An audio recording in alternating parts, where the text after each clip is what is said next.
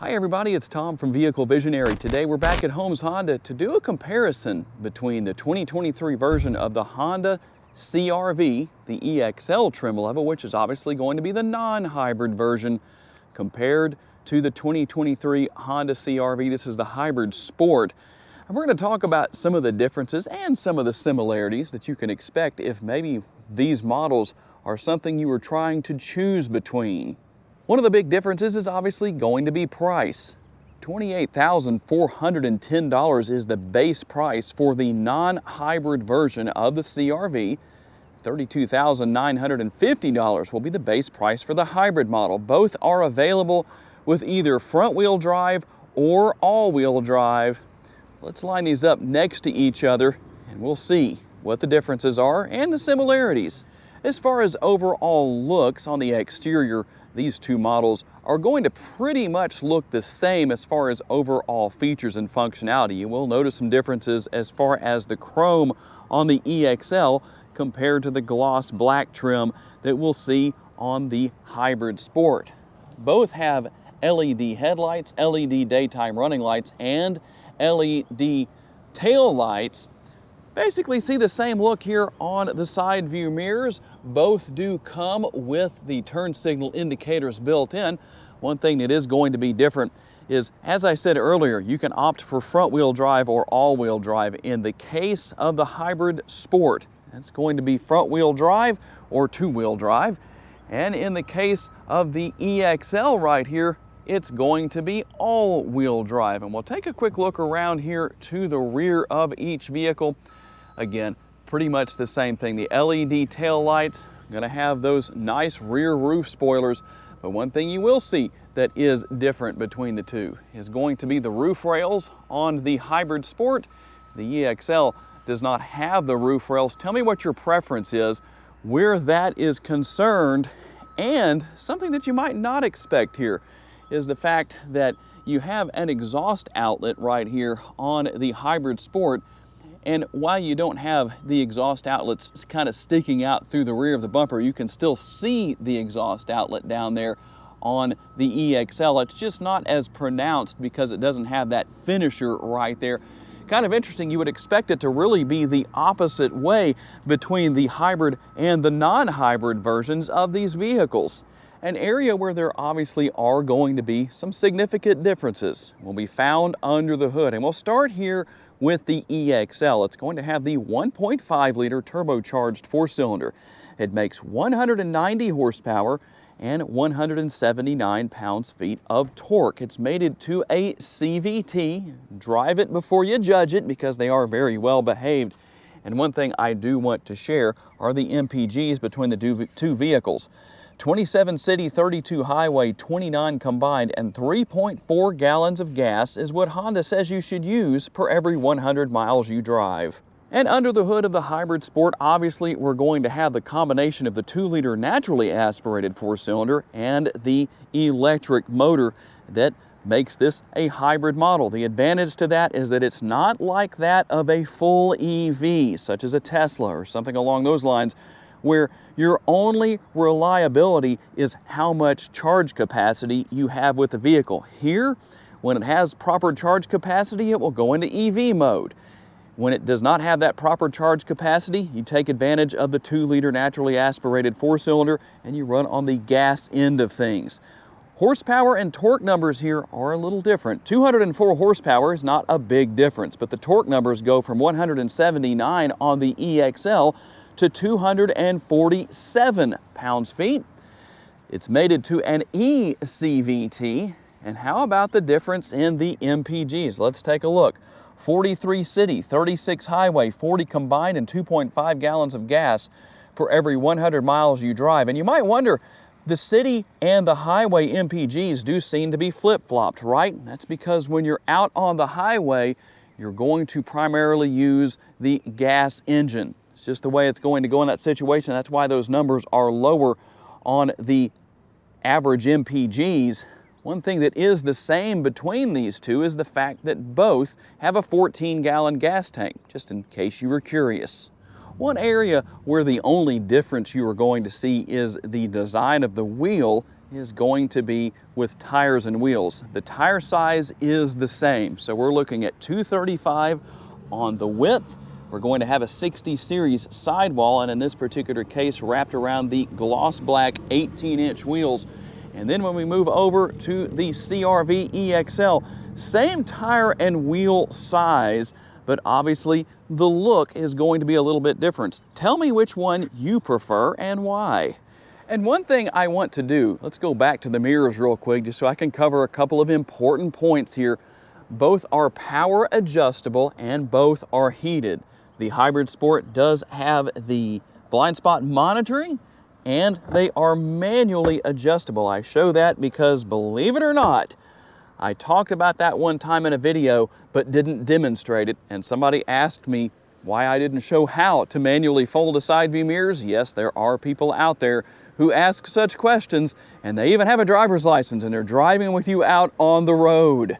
And if you're curious about towing specs between the two models, the hybrid version tows up to 1,000 pounds. The non-hybrid version tows up to 1,500 pounds. And just as we saw some big differences under the hood, we're also going to see some big differences here with cargo area and space, and also features and functionality. You saw that that was a manually opening rear door. Very easy to open. It's dampened. Once you pull on it just a little bit, it goes ahead and opens itself. But here are the big differences.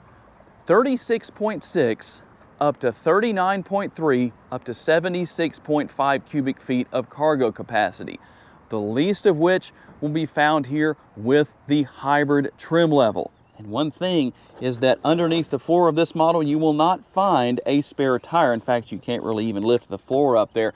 You can lower the rear seats to maximize cargo capacity in both models. I'll just show you on one of these. It's going to be a little hard to do with that seat belt being in the way right there. There we go, we got that done. That's going to work the same basically on both models. You can set the seats in a couple of different places. They actually recline quite nicely. But here's the big difference between the two. In fact, there are two differences here that we're going to talk about. Number one, on the hybrid version, you do not have a spare tire. You have the tire repair kit. That's, a lot of people don't like that. Can't say that I blame you for that.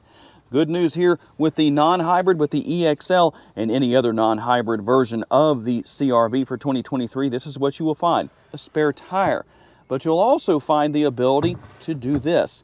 That's where the extra cargo capacity comes from. You can change the position of the floor. So that makes a big difference on these models. Obviously, everything with the seating will remain the same as far as being able to fold those flat, recline them, all that good stuff. You're going to have your cargo lighting back here and a handy dandy 12-volt power outlet that could serve a lot of purposes.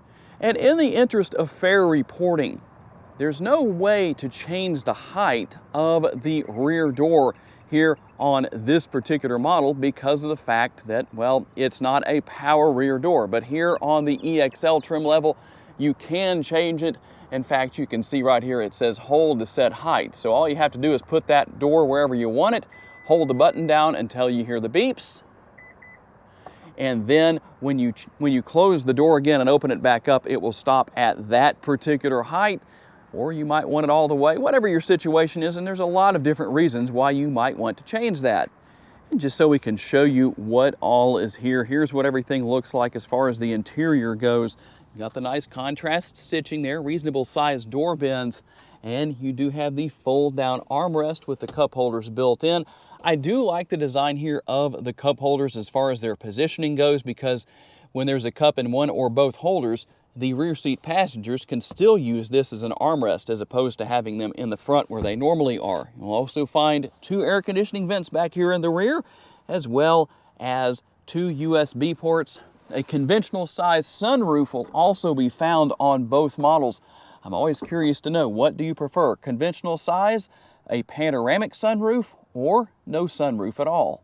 And obviously you can see some cosmetic differences here with the EXL, pretty much the same layout and look as what we saw with the Hybrid Sport.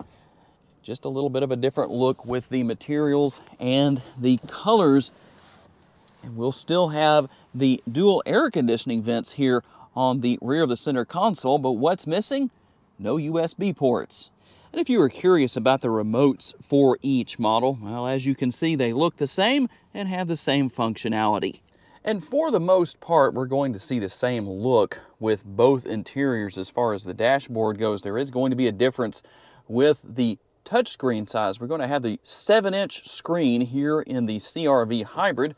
I will put it in reverse so you can see the multi-view rear view camera. You have 3 different views there, as you can see, hence the name multi-view. Everything's simple to use here, that's for sure. There is what the digital instrument cluster looks like, as well as the steering wheel. And the steering wheel mounted controls, you will also find dual zone climate control here in the front. You can sync those 2 sides together if you want to, or if not, that can be taken care of as well. 2 USB connectivity options, as well as another 12-volt power outlet. And we're also going to have multiple driving modes. Let's take a look at what those are. We have Econ, we have Snow. We're going to go back up here to Normal and Sport as far as our driving modes here in the Hybrid Sport. And now we've hopped over into the EXL version of the CR-V. And like I said, for the most part, everything is going to be the same here, with the exception of that 9-inch touchscreen that we have a different look, totally different setup than what we saw with the Sport Hybrid, or Hybrid Sport, I should say. Now you can go with the Hybrid Sport Touring and see a big change in features and functionality as far as that goes. I will go into reverse to show you that basically we have the same setup for our rear view camera, the multi-view rear view camera here. But one thing that is going to be different is when you go into general settings here, it's going to have a completely, or excuse me, vehicle settings is going to have a completely different look compared to what we saw with the Hybrid Sport version. So you can see the very nice graphics. It gives this model a very nice modern look. Obviously you can pair your smartphone and do all that good stuff with both models. Dual zone climate control, again, both models have heated seats, but here's a big difference. The connectivity is the same, but you have a wireless charging pad here with the EXL trim level. You'll also get that if you go with the Hybrid Sport Touring. The shifters are going to be the same on both models, which is nothing new. It's just a different position because it used to be in this area on the previous generation, but we didn't ever have a push-button shifter on the previous generation, just the conventional style shifter. And let's go through our driving modes here as well. Econ, we're also going to have Snow. We'll go back up to Normal. And you might wonder about Sport mode. Now, it's not going into Sport mode. You don't see Sport there, and you might wonder, is there a Sport mode? Yes, there is. You just have to go all the way back to the S right there, and that is how you go into Sport mode on this particular model. Okay, we're going to start out our test drive portion of the video with the Hybrid Sport. And I'm going to let you listen for just a few seconds just to give you an idea on road noise and wind noise. Keep in mind the area where I'm driving is rather extreme. This road is very rutted up. We'll say it's very much washboarded out. It's probably a better way to put it. So it's really on the extreme side, but I'll let you listen anyway.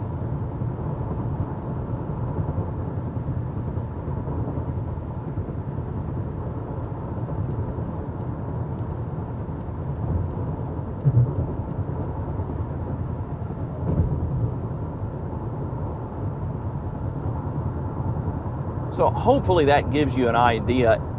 It probably seems rather extreme, but like I say, this is not your typical driving situation. This road is terrible. So it's kind of overkill in a way. And we'll get off of this portion of the road shortly and get on to some paved area where it's a lot smoother. But one thing I wanted to mention here, I showed you the multiple driving modes that you have. When you go into Sport mode, you can tell a difference in how the CR-V is going down the road, how it's handling, or I shouldn't say handling, but as far as the engine and the transmission go and everything, you can tell a little bit of a difference. I'm not saying it's a major difference, but you can definitely tell that's how you're going to have the most fun with this model. And you're still going to be able to have solid gas mileage. The ride quality itself is nice. You have the nice leather-wrapped steering wheel here. And honestly, if you were looking for the model with the easiest to learn technology, really both models are easy, whether you go with the hybrid or the non-hybrid or whatever screen you go with in the model you choose. The technology in these Honda vehicles is super simple to learn. Don't let that scare you off. For those of you who are maybe coming out of a vehicle you've had for quite a few years, maybe a few decades, those people do exist. Don't let that scare you off, because the technology here may seem daunting, but it's really not. It actually works very well, very easy to learn and use. Comfort-wise, the seats are nice and comfortable. It would be nice to take one of these models on a multi-hour road trip just to see how I feel after that. That would really be the ultimate test in that respect. But overall, a very enjoyable vehicle to drive. The acceleration is plentiful. A lot of people out there might say that there's not enough horsepower, but in my experience, there seems to be more than enough.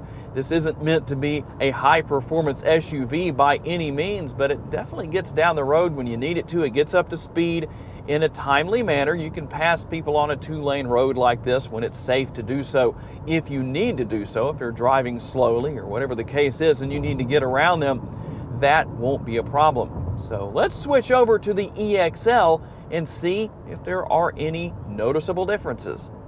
Okay, we're going to take the same test drive route, except now we're in the EXL model. So we'll do the same thing, let you listen for a little while. I don't think you'll be able to tell much of a difference as far as the road noise or anything goes, but I'll let you listen anyway.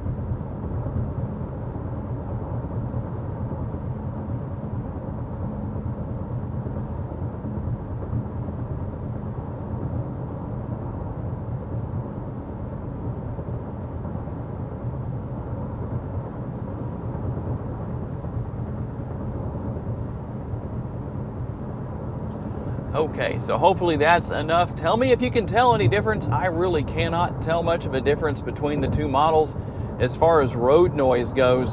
Let me go down into sport mode here and see if I can tell much of a difference in how this model runs. There we go. I can tell a little bit of a difference here as well.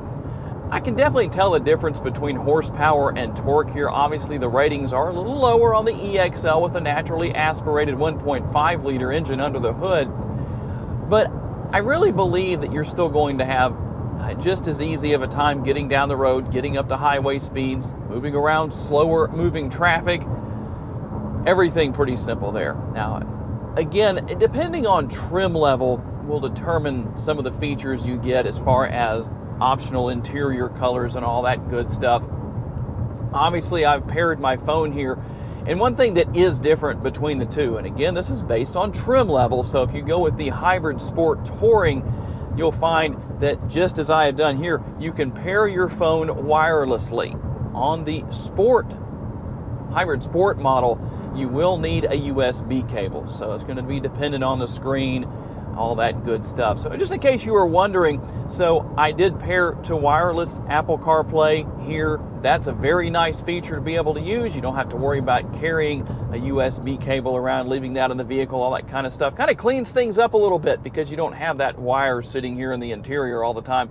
At least that's how I look at it. And I can say the same basic things here as far as ease and convenience of technology. Easy to learn and easy to use. So depending on your situation, again, if you're coming out of a vehicle that's maybe quite a few years old, maybe decades old, you will not struggle to learn this technology. Very easy to do. And very comfortable, very enjoyable ride quality.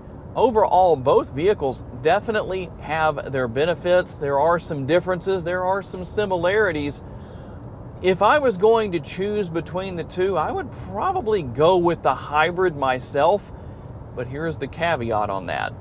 I would probably keep it for maybe 3 or 4 years, try and keep it long enough to where I didn't have to replace any batteries, because that can get expensive. So tell me what you think. If you were planning to choose to buy a 2023 Honda CR-V, what trim level do you want? Do you want hybrid, non-hybrid?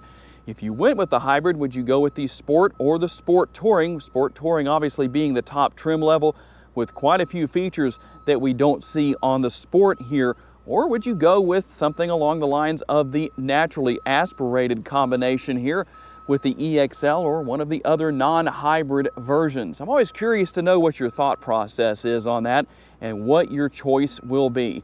I have to say a special thanks to my friends here at Holmes Honda for loaning me these two CR-Vs for the day, and a special thanks to each and every one of you for being kind enough to give me the opportunity to give you a vision for your next vehicle. If you enjoyed this video and would like to learn about other vehicles you may wish to consider purchasing, check out the video that's on the screen right now, and I will see you there.